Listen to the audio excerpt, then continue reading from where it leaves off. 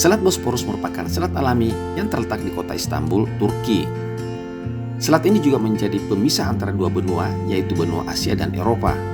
Tentunya juga menjadi salah satu jalur perdagangan tersibuk di dunia. Selat yang memiliki panjang mencapai 31 km ini menghubungkan Laut Hitam dengan Laut Marmara, sehingga menjadi tempat strategis di jalur pelayaran dunia.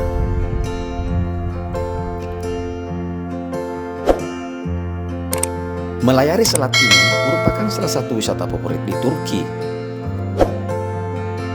Sembari berlayar, wisatawan bisa menikmati keindahan kota, bangunan bersejarah, hingga melihat sunset yang mempesona. Harga sewa pesiar di Selat Bosporus cukup beragam, tergantung jenis kapalnya. Selat Bosporus merupakan salah satu jalur perdagangan penting di dunia. Namun, selain itu juga terdapat alam serta infrastruktur menawan yang siap memikat para wisatawan yang berkunjung. Karena menghubungkan dua laut, yakni Laut Hitam dan Laut Marmara, tentunya banyak sekali ikan yang berkumpul di selat ini. Hal itu tentunya menguntungkan para nelayan. Bahkan, banyak warga lokal menghabiskan waktu untuk mancing di selat ini.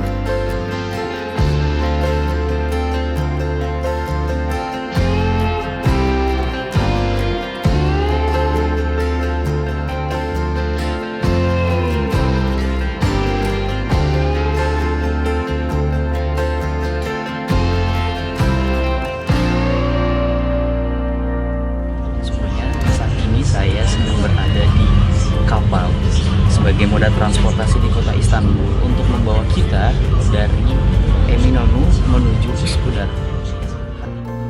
Pada selat ini terdapat dua jembatan utama. Yang pertama adalah jembatan Bosporus sepanjang 1074 meter. Kemudian ada juga jembatan Fatih Sultan Mehmet dengan panjang mencapai 1090 meter.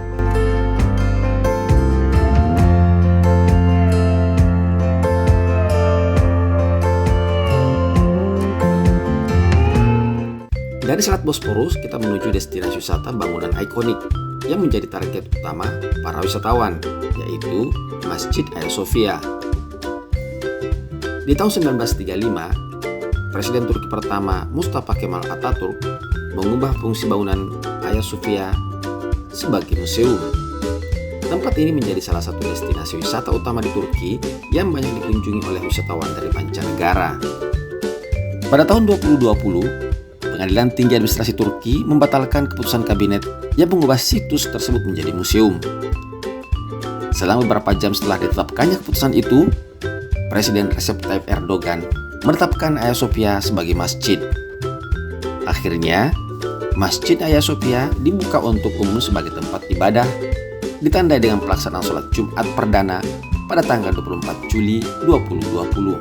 Sebelum menjadi museum, bangunan ikonik itu sempat menjadi katedral selama hampir 1000 tahun.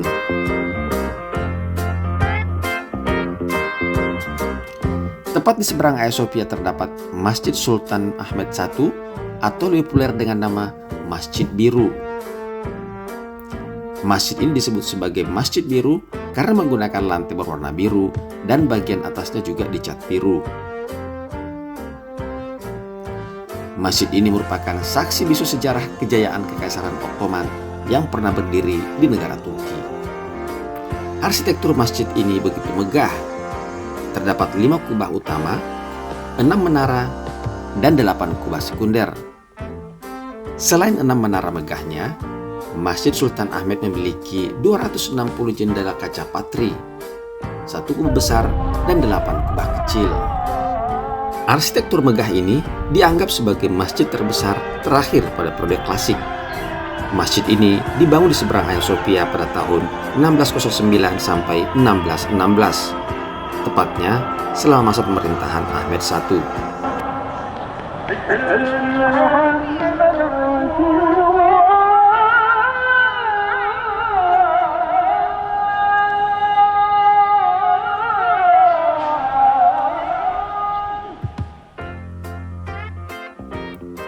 Salah satu tempat wisata yang tak boleh kalian lewatkan saat berkunjung ke Turki adalah Pasar Tua Grand Bazaar. Grand Bazaar menyediakan berbagai macam produk mulai dari tekstil hingga barang antik dan telah menjadi tempat tujuan belanja wisatawan selama berabad-abad. Setelah direnovasi, kunjungan wisatawan ke Grand Bazaar tercatat meningkat lebih dari 50% atau mendekati 40 juta pengunjung pada tahun 2022. Grand Bazaar juga ditetapkan sebagai pusat perbelanjaan terbesar di dunia. Grand Bazaar telah mengalami berbagai macam renovasi oleh arsitek terkenal, termasuk Sarkis Balian setelah mengalami peristiwa kebakaran dan gempa bumi. Saat ini, Grand Bazaar dapat menampung hingga hampir 3.000 tempat kerja dengan ribuan pekerja atau karyawan. Wisatawan dapat menemukan banyak sekali produk mulai dari makanan, karpet hingga tas, produk tekstil hingga perhiasan emas dan perak, dan barang antik hingga ubin.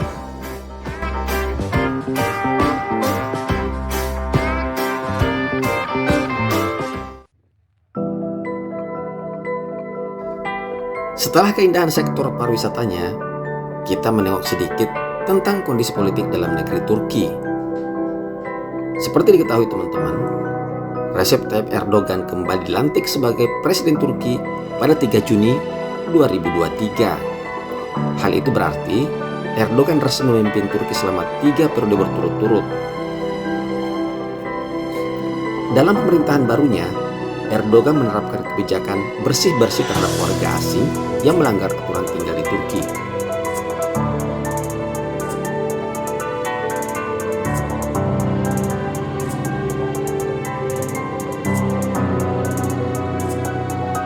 Sejak awal Juli 2023, kepolisian Turki kerap menangkapi warga asing di sejumlah wilayah.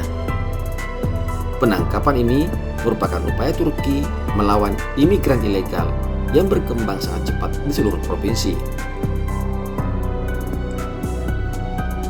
KBRI Ankara via akun Instagramnya pada tanggal 1 Agustus 2023 meminta semua warga negara Indonesia yang ada di Turki agar mewaspadai operasi penangkapan warga asing ini oleh aparat keamanan Turki. KBRI Ankara mengatakan bahwa pemeriksaan ikamet atau dokumen identitas warga asing di Turki dilakukan polisi di alun-alun, titik masuk keluar transportasi umum, tempat hiburan, taman, tempat rekreasi, dan bahkan tempat kerja.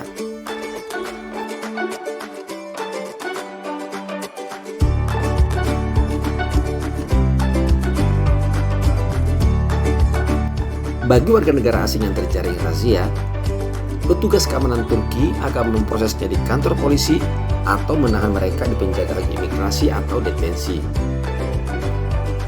Karena itu, KBRI Ankara mengimbau WNI dengan masa ikamet yang telah habis untuk segera kembali ke Indonesia dan mengurus visa sesuai tujuan tinggal di Turki. Seperti diketahui, dalam beberapa bulan terakhir, Turki menghadapi masalah keimigrasian. Turki kerap menjadi titik transit para imigran ilegal yang hendak mencapai negara-negara Eropa. Turki juga kerap kebanjiran pengungsi dari zona-zona konflik, terutama Suriah. Data pemerintah Turki tahun 2022 menyebut ada 3,7 juta pengungsi Suriah di negara tersebut. Akan tetapi, pemerintah hanya mengeluarkan izin zwaka untuk 350.000 orang. Keberadaan mereka yang tidak memiliki izin tinggal sah ini dipermasalahkan penduduk yang berhaluan kanan. Apalagi di Turki tercatat ada 8 juta imigran ilegal dari Irak, Pakistan, dan Afghanistan yang masuk dengan visa wisata, tetapi kemudian menetap secara tidak sah.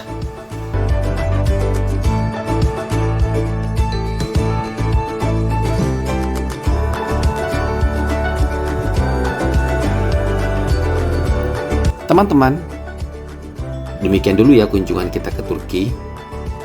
Semoga kalian terhibur dan jangan lupa subscribe, like, dan share video ini untuk video-video terbaik berikutnya untuk kalian.